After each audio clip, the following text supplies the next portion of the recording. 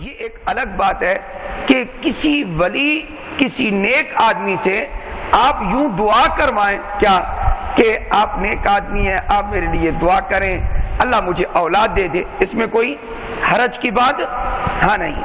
تو کسی اللہ والے سے دعا کرانے میں کوئی قباحت نہیں ہے، لیکن اس اللہ والے کو کیا سمجھنا، یہ دو لفظ آپ نے ان کو یاد رکھ لینا ہے. کیا قادر مطلق اور مختار کل صرف اور صرف اللہ کی ذات.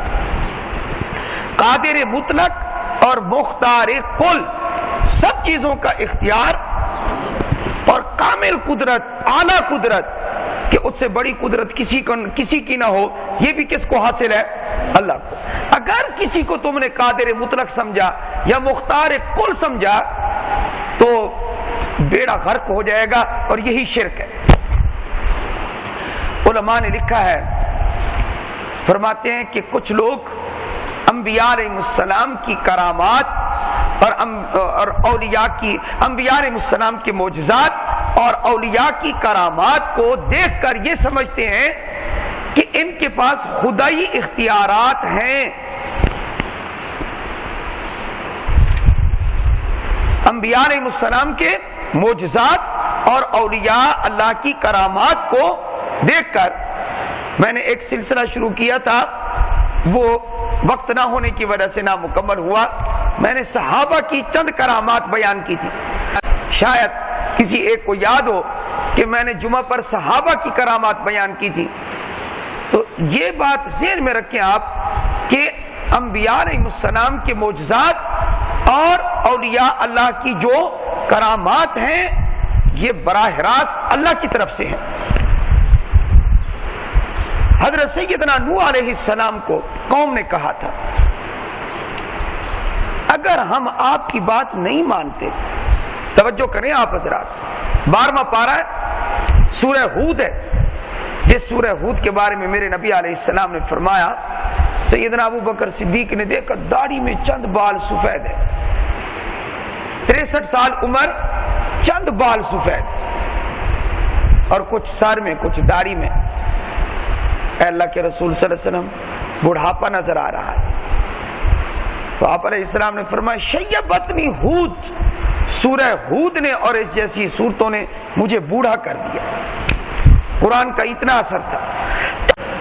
سورہ ہود میں اللہ تعالیٰ بیان فرماتے ہیں نوح علیہ السلام کی قوم نے کیا کہا. اللہ نے وہاں پہلا قصہ نوح علیہ السلام کا بیان کیا، دوسرا ہود علیہ السلام کا، تیسرا صالح علیہ السلام کا، پھر چوتھا اللہ تعالیٰ نے ابراہیم اور حضرت لوط علیہ السلام کا، پھر اللہ تعالیٰ نے حضرت شعیب علیہ السلام کا، پھر اس کے بعد حضرت موسیٰ علیہ السلام کا، پھر اس قصے پر بند پھر اللہ نے ایک سورت ایسی نازل کی جس میں اللہ تعالیٰ نے احسن القصص بیان کیا، اس کا نام ہے سورہ یوسف.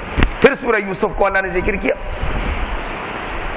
تو سورہ ہود میں نوح علیہ السلام کا مقابلہ کرتے ہوئے مخالف قوم، جو آپ کی قوم مخالف ہو گئی تھی، وہ کہنے لگی آپ وہ عذاب لے کر آئے نا جس کی دھمکی دیتے ہیں آپ کہ اگر ہم بتوں کی عبادت کرتے ہیں تو عذاب آئے گا، لے آؤ نا عذاب. یہ کس نے کہا جی؟ قوم نے کہا. قرآن کھول کے آج دیکھ لیں کیا لکھا ہوا ہے قرآن میں. قربان جائیے اللہ تعالیٰ کے اس فرمان پر، اس کتاب پر جس نے ہمیں سمجھ نصیب کی ہے، جس نے ایمان نصیب کیا، جس نے توحید بخشی ہے. ورنہ 1400 سال کے بعد کون سی کتاب تھی جس کا سہارا لے کر ہم زندگی گزارتے؟ کون سی ایسی کتاب تھی؟ کیا فرمایا؟ نوح علیہ السلام کا جواب موجود ہے، انما یأتیکم بہ اللہ ان شاء. یہ ہے وہ مقولہ جواب ہے، حضرت کا قول ہے جو قرآن میں موجود ہے. نوح علیہ السلام کا جواب اپنی قوم کو قرآن میں موجود ہے. ترجمہ میں کرتا ہوں اس کا، انما یأتیکم بہ اللہ ان شاء. عذاب مانگ رہے ہو، تم پر عذاب صرف اور صرف اللہ لا سکتا ہے اگر وہ چاہے. یہ سمجھ آ گیا جی جواب آپ حضرات؟ اس کا کیا مطلب ہے؟ میرے اختیار میں نہیں ہے. منبر پہ بیٹھ کے یہ کہنا کیا کہ اختیارات انبیاء کو بھی ہیں، اولیاء کو بھی ہیں، وہ بھی اولاد دے سکتے ہیں، وہ بھی تمہارا رزق وسیع کر سکتے ہیں، کس قدر قوم کو دھوکہ دینے والی بات ہے۔ تو میں نے دو لفظ بولے، کون کون سے؟ قادر مطلق اور مختار کل صرف اللہ کی ذات۔ نوح علیہ السلام کا جواب ایک مرتبہ پھر پڑھیں آپ۔ انما کا معنی کیا ہے؟ انما یاتیکم بہ اللہ ان شاء۔ جس عذاب کا مطالبہ تم مجھ سے کر رہے ہو، یہ عذاب صرف اور صرف تم پر اللہ لا سکتا ہے اگر وہ چاہے، میں نہیں اپنی طرف سے لا سکتا۔ یہ ہے سورہ ہود۔ سورہ ابراہیم پڑھیں آپ۔ سورہ ابراہیم میں پارہ نمبر 13 ہے، وہاں انبیاء علیہ السلام کا اللہ نے قول ذکر کیا ہے۔ پہلا رکوع ختم ہو رہا ہے، آج کھول کے دیکھ لیں آپ۔ انبیاء علیہ السلام فرماتے ہیں، بہت سارے رسولوں کا وہاں ذکر ہے، تو اللہ نے ان سب کا قول اکٹھا ذکر کیا۔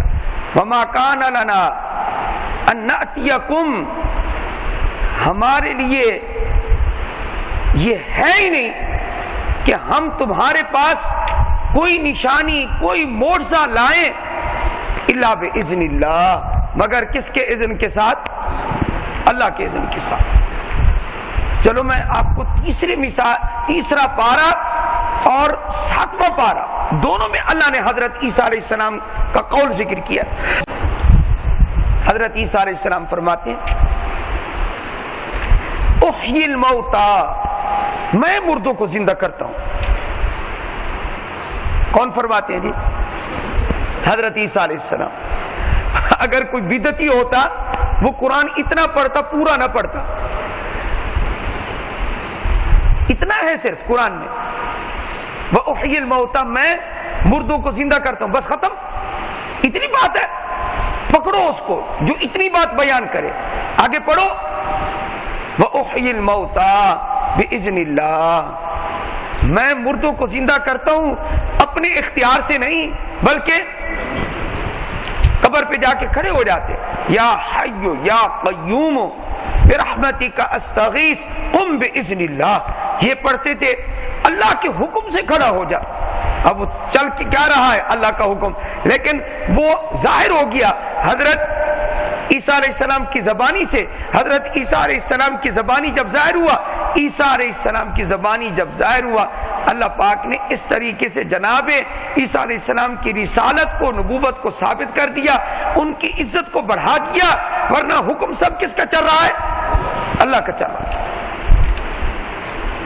اس پر تو اتنی لمبی تقریر کرنی چاہیے، آپ حضرات کو بٹھا کر اتنی مثالوں سے سمجھانا چاہیے کہ کبھی شیطان پہ دھوکہ دے ہی نہ سکے۔ من الجنۃ والناس، چاہے وہ شیطان جن ہو، چاہے وہ کوئی انسان ہو، جو انسانوں کے عقیدے، خیالات، نظریات کو ڈاماڈول کر دے، مشکوک کر دے۔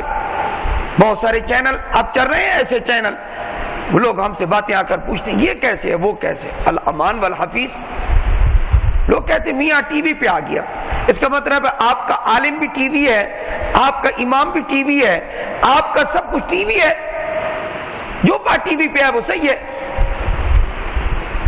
حضرت عیسیٰ علیہ السلام فرماتے ہیں دوسرا معجزہ، فرمایا وَأُبْرِئُ الْأَكْمَحَ وَالْأَبْرَصَ، اللہ پاک نے مجھے اور معجزہ بھی دیا ہے، کیا؟ مادرزاد اندھا میرے سامنے لاؤ، ہاتھ پھیروں گا اس کو میں درست کر دوں گا، برس والا جس کی کھال سفید ہو جاتی ہے ہاتھ پھیروں گا اور اس کا جسم گندمی صحیح ہو جائے گا جیسے پہلے قرآن میں موجود ہے، پارہ نمبر 3 اور پارہ نمبر 7 میں موجود ہے۔ لیکن حضرت نے کبھی نہیں کہا کیا میں کرتا ہوں صرف میں کرتا ہوں، آگے اللہ کا نام نہ لیا ہو، ایسا نہیں، بلکہ کیا فرمایا؟ بِإِذْنِ اللَّهِ بِإِذْنِ اللَّهِ بِإِذْنِ اللَّهِ۔ یہ سب کچھ کس کے حکم سے ہو رہا ہے؟ اللہ کے حکم سے۔ یہ ہے وہ چیز۔ اب آپ بتائیں کہ یہ کہہ کر عیسیٰ علیہ السلام ہمیں کیا بتانا چاہتے ہیں کہ اگر کوئی معجزہ یا کسی کی کوئی کرامت ظاہر ہو اس کا اپنا ذاتی کمال نہ سمجھنا، بلکہ اصل کمال جی اللہ کا ہے۔ یہ ہے ایاک نعبد و ایاک نستعین۔